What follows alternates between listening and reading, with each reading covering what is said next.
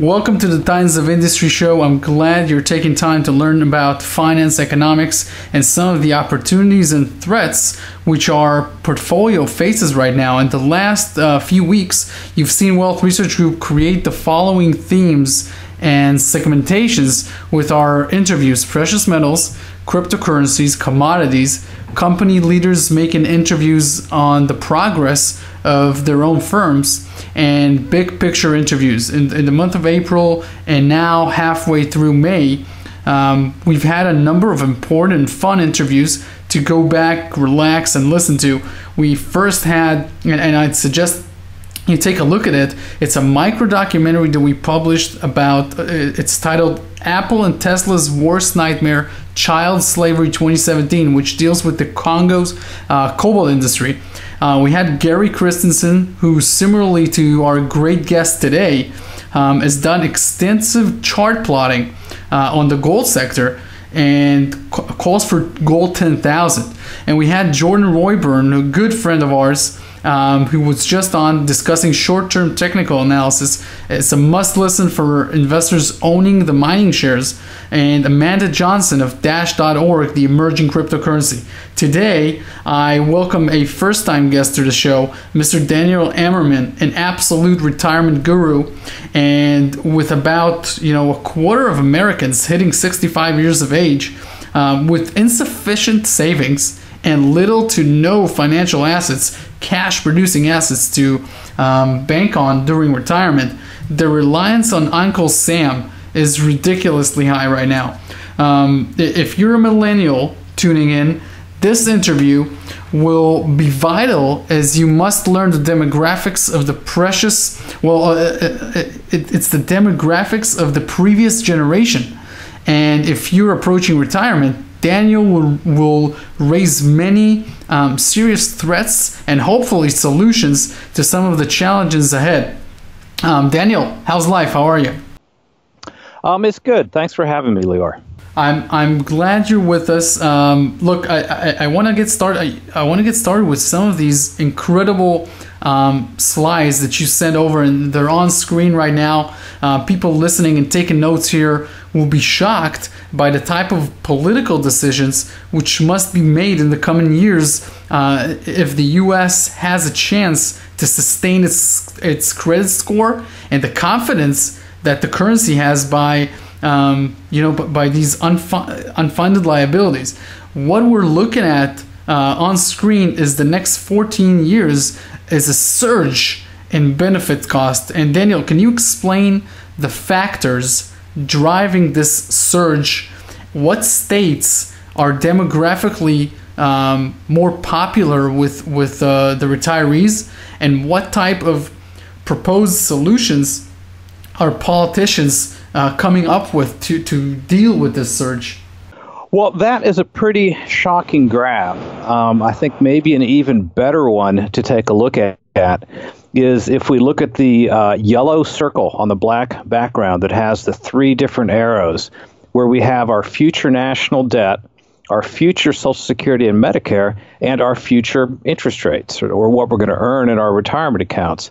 And unfortunately, the norm is to treat those as being three separate subjects, but they're not. You can't have any idea of how much Social Security and Medicare payments you're going to get without including the national debt. You don't know what interest payments you can get without looking at the national debt, because the U.S. government has to make interest payments on the national debt. And as I have analyzed and written about extensively before, the main reason we have the lowest interest rates in recorded history are because we have a close to $20 trillion national debt at this time. And the other issue to keep in mind as well, and that's part of what we're going to go over, is that there is a very real cost to national debt. Some people think the national debt is just something kind of abstract, or maybe someday we'll default on it, or maybe some way we'll have to inflate our way out of it, or something like that.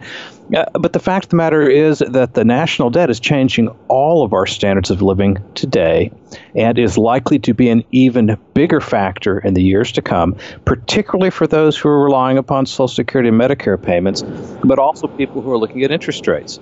So what I took a look at in this first graph, which is titled The Coming Surge in Benefit Costs. And in this particular case, I just derived it from the Congressional Budget Office projections, the CBO projections, is the increase in benefits that the government itself is estimating that we're going to have to come up with in each year to come. Because we're at this crucial point here. The absolute peak years for the baby boom are between the years 2027 and 2029, assuming a normal lifespan, of those have been extending somewhat. We're still really just getting started when it comes to large numbers of baby boomers retiring each year and having a great deal retired together. Then the other fundamental issue that we run into that may sound a little obscure now, but it's going to change all of our decisions and change all of our standards of living, I would argue, is that the baby boomers are starting to get older. Medicare is not evenly distributed. Disproportionately, the highest cost to the country, to taxpayers, to the government of Medicare recipients is in their last year or two of life. And that can maybe sound a little bit morbid, but financially, that's what really matters. So it's not so much baby boomers hitting 65 that drive the very high expenses of meeting government promises and just providing basic medical care. It's baby boomers reaching their final year or two of life, which can happen at almost any time, but is going to be peaking. Daniel, in those 1 to 2 last years, I mean, what are the extra costs? If we look at the projection, by the end of this fiscal year, it should be up by about $83 billion. And it starts to rise very rapidly. It's up to almost $500 billion a year above where we are today. That's doubling the deficit by the year 2020. We're up to $1 trillion a year by the time we're out to about 2023, 2024. $1.5 trillion a year in less than 10 years, in about 2026. And over $2 trillion a year over and above where we are right now, over and above our current deficits by the time we hit 2029. So this is coming at us very rapidly, but people just aren't taking it into account. And I think a really good intuitive way of understanding this is to look at the next slide, which is the $1 trillion stimulus versus rising benefit costs. People talk about the so-called Trump stimulus of spending $1 trillion on infrastructure over the period of the next 10 years. And that sounds like a lot of money, and people are talking about, can we possibly afford that, or things like that. Well, those are the blue bars, the infrastructure stimulus. The orange bars are, again, and this is from the Congressional Budget Office, their projections for the increase in benefit costs, not total benefit costs, just the increase from where we are today. And as you can see, they absolutely dwarf this so-called $1 trillion stimulus. The $1 trillion stimulus is almost a rounding error by the time you're getting 7, 8, 9 years out. Sure. Now, Daniel, just to clarify, in the last 1 to 2 years, what are the added costs that Medicare has to account for when you're talking about an individual person having to cost Medicare more money in those last 2 years? What difference does it make with regards to the earlier years? It's not uncommon to have the cost in the last year or two of life equal all previous medical expenses combined. Because of what? Dying's expensive.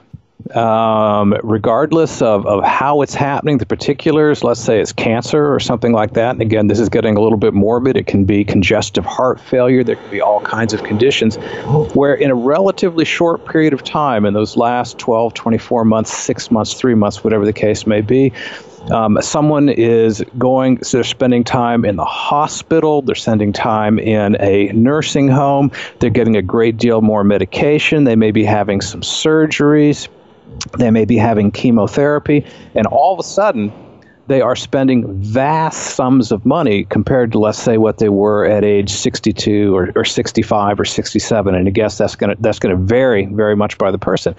But when we take that 1-2 combination, and again, this is as predictable as they might say death and taxes, When we look at how the baby boomers are aging, and we look at our best understanding right now of when people are likely to retire, what their expenses are likely to be, we have this vast wave of expenses. That's what we're seeing with those orange bars that's just coming straight at us. And if we look at Exhibit AD3, I have that in dollar terms, where net benefits are going from just over $2 trillion estimated for this fiscal year 2017, to almost $4 trillion a year by 2026. Now, which states are more popular with the retirees?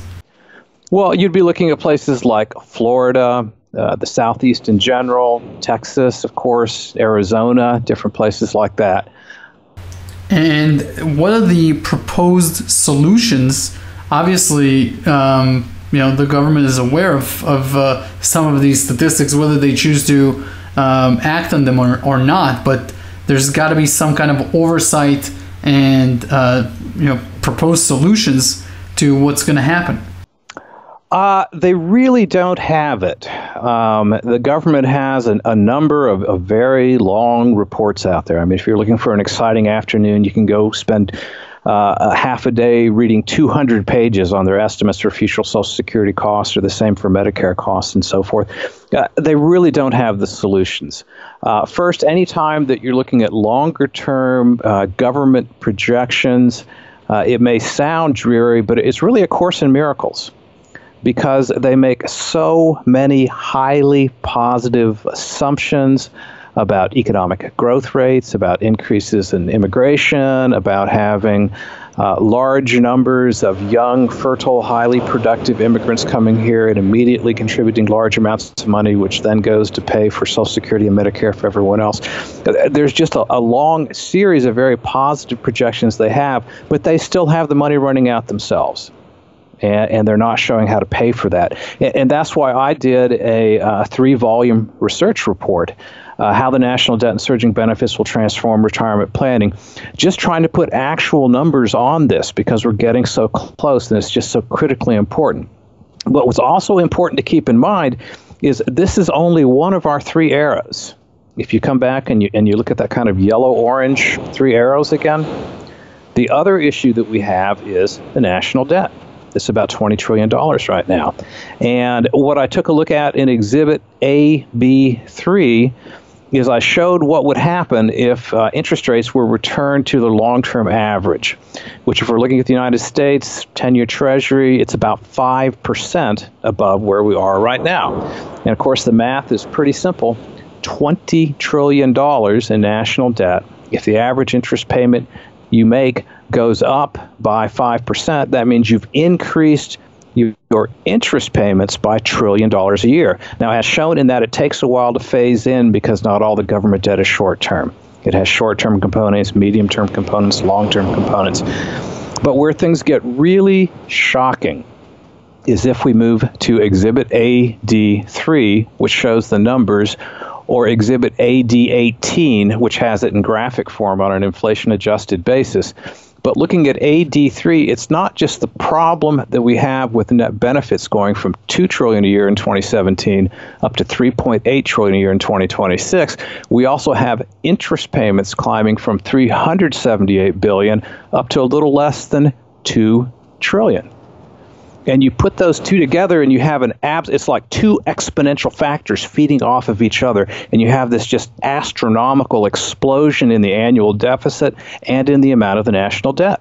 Daniel, how can Trump propose to cut taxes if such an environment persists? And I don't understand why the Congress will try to block the infrastructure plans, which actually can produce a positive return on investment, whereas benefits are basically money sucked out of the public domain into, for the benefit of the retirees, sure, but there's really no ROI there.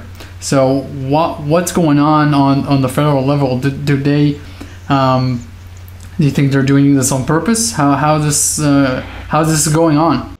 Well, that is not included in these graphs. That's an extensive part of my research report, was modeling different possibilities there.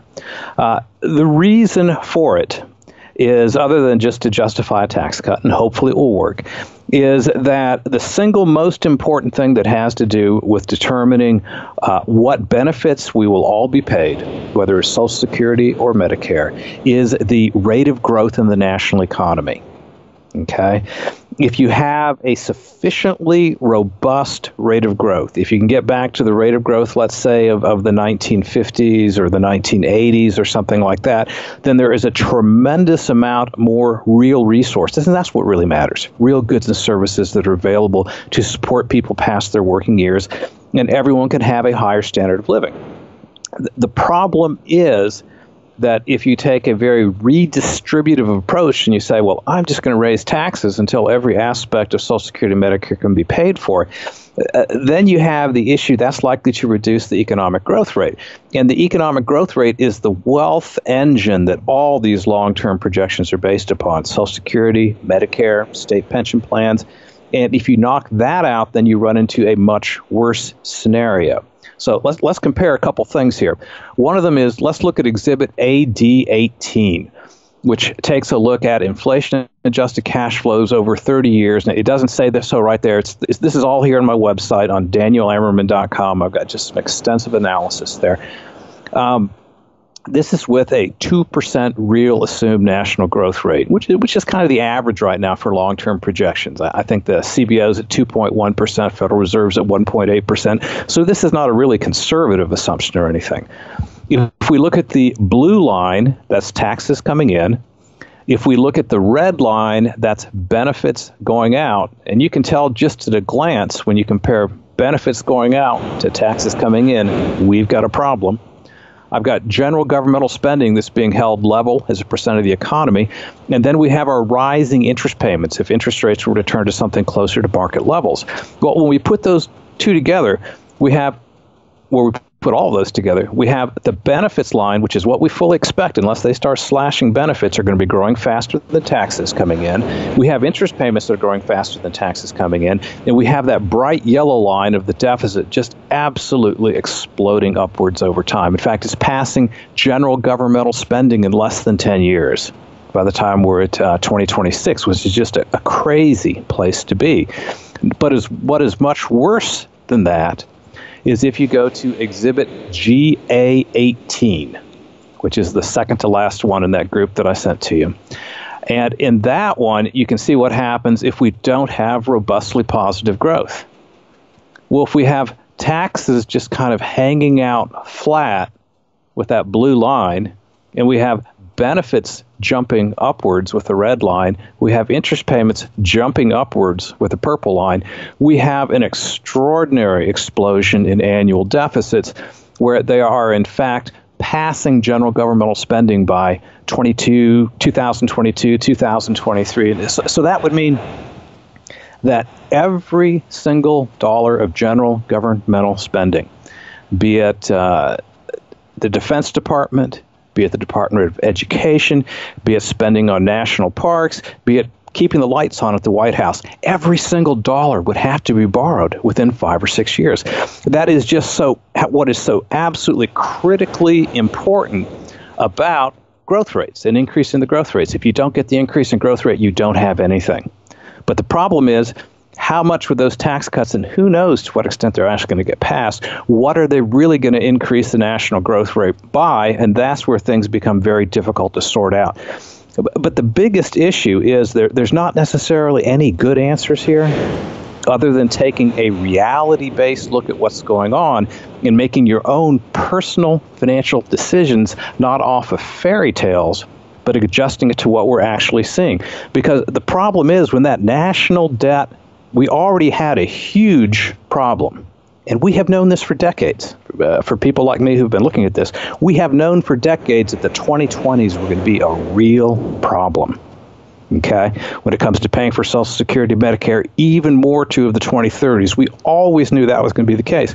And then the financial crisis of 2008 hit, and our economic growth rate dropped, which means we have much less wealth available, and the national deficit doubled, so we have this huge source of competition for the government dollars that are, and the situation is so terribly much worse now than it used to be, but people just don't understand it. When the national debt was allowed to double in the space of 8 years approximately, that costs all of us dearly in terms of our future retirement security, because they're all part of the same thing. I'd like to go over some solutions. In your analysis, by 2019, so that's like a year and a half from now, we're reaching an inflection point. And I spend about 6 months out of the year either in Europe or in Asia, and 6 months out of the year in North America. And wherever I go, I see streets bustling with people. Amazon is one of those the largest companies in the world. It's a consumer company.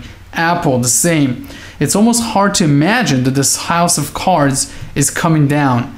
And so what I want to understand from you is, what will this inflection point that we're seeing on the charts that you created, what will that look like in 2019? What is the inflection point? Well, the charts that I have the inflection points on are AD15, if we're looking at a 2% growth rate, and then we have this much more drastic GA15 if we had an actual 0% growth rate. And the way I'm defining it for these, and this is a very convenient way to compare otherwise complex models, and just bring it down to a single visual something that we're seeing visually that's very easy to follow and understand between different alternatives. And I define insanity as being the place when the when the deficit borrowing exceeds total governmental spending. For any nation that's reached that place historically before, there's no good endings. That is completely out of control. And I'm looking at the inflection point as being about halfway there. And that's the red in the charts. The inflection point is once you reach 50%. That's the yellow zone. And things could begin spinning out of control very quickly. Now, Great. We're going to reach that inflection point by 2019? If we had two things happen, one of that being, with that example there on Exhibit GA15, if we had a 0% real economic growth rate and we had interest rates climb up to their historic norms, which means a 5% increase in interest payments. And if you take that combination, let's look at them real quickly here. If you take the combination of the orange bars from the coming surge in benefit costs, which was our first graph that we were looking at, and you add to that an explosion upwards in borrowing costs if we were to have a return to market interest rates, and if we don't have surging growth to pay for it, then yes, we could get a place inside. Sure. Daniel, I want to discuss some solutions here. What is the best suggestion for someone on how to increase his income starting today, immediately, so he can start to save for retirement? Where do you see opportunities for people right now within the U.S., outside the U.S.? I mean, what you're presenting is a very serious problem for retirees, but also for the working class, because they have to fund these by taxes. So where are the opportunities, Daniel? This is an area that I've literally been working in decades, because it is just so difficult to do. I don't know that you can do this if you follow the usual norms when it comes to retirement planning. For instance, the usual thing that people expect is that if you invest your money, and as you get older, it's supposed to be really an interest-bearing investments, you will earn a positive rate of return that will compound wealth for you over time. But the issue that we're running into right now, and this is maybe a little bit of a technical phrase for some people, but for people who are well-read in finance, it's all around the globe right now, and that is negative real rates of return. We have literal negative interest rates in Japan and Europe, but in the United States, as a matter of policy, we have interest rates that do not keep up with the rate of inflation. So the longer we invest, the less money we have. And what that does is that entirely inverts the structure of retirement, where instead of having our savings worth more every year, they buy less every year. And we need to look at doing some very different things with regard to that. And protecting against crisis is of crucial importance. I would also argue that it is very important to understand something that both governments and corporations do, which is asset liability management. What the government has been doing is it has been systematically redistributing wealth on an entirely intentional basis from the average person to Wall Street and corporations. Because what they're doing is they're taking these very low interest rates, they're borrowing at an artificially low rate, often below the rate of inflation. They're reinvesting that money in markets that are being held up by the Federal Reserve and by the government, and they're creating these just fantastic profits that are ultimately artificial and are based on basically taking the money from the little person.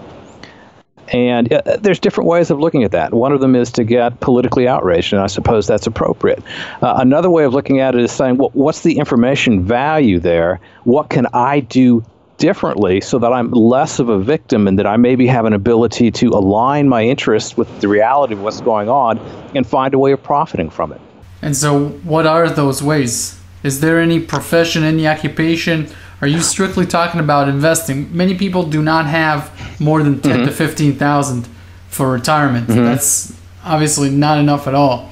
Where are the job opportunities, the second income opportunities for retirees or people approaching retirement, or where's the mega growth opportunities for millennials in your opinion?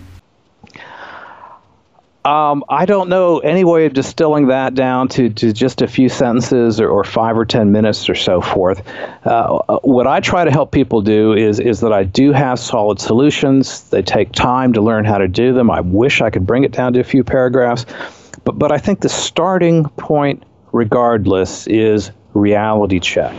And I think maybe a good way to close is looking at what's happening with Puerto Rico. And I just wrote an article about that. Puerto Rico has a very real problem. They have, it's not technically bankruptcy, but it's a form of bankruptcy that they've entered into on $73 billion worth of government debt in Puerto Rico. And as it turns out, they also have $45 billion in unfunded retirement obligations. And if you can't make your payments on your $73 billion in debt, you can't make your payments on your $45 billion in retirement obligations. They also have a healthcare system that is in free fall at this point. It's just crashing. They can't even keep the power on. Medical professionals are leaving the island. They don't have the medicines they need. That's falling simultaneously. And the problem is, if you can't pay for your $73 billion in debt, and you can't pay for your $45 billion in unfunded retirement obligations, well, you can't pay for medical care either. So the way that I'm viewing this is, and as recently as 2004, this sounds obvious today, but as recently as 2014, nobody was seeing it. You still had general obligation bonds from the Commonwealth of Puerto Rico trading at 100 cents on the dollar. So what I strongly believe is that people take a reality perspective. That reality perspective is that all of this is holistic. The national debt, Social Security, Medicare, interest rates, they're all very tightly interrelated, and we just can't make good decisions about anything until we understand how intertwined everything is. Daniel, look, we appreciate you coming on the Titans of Industry show. Where can listeners find more of your work? At my website, danielammerman.com. Perfect. Thank you very much for coming on the show. Thanks so much for having me.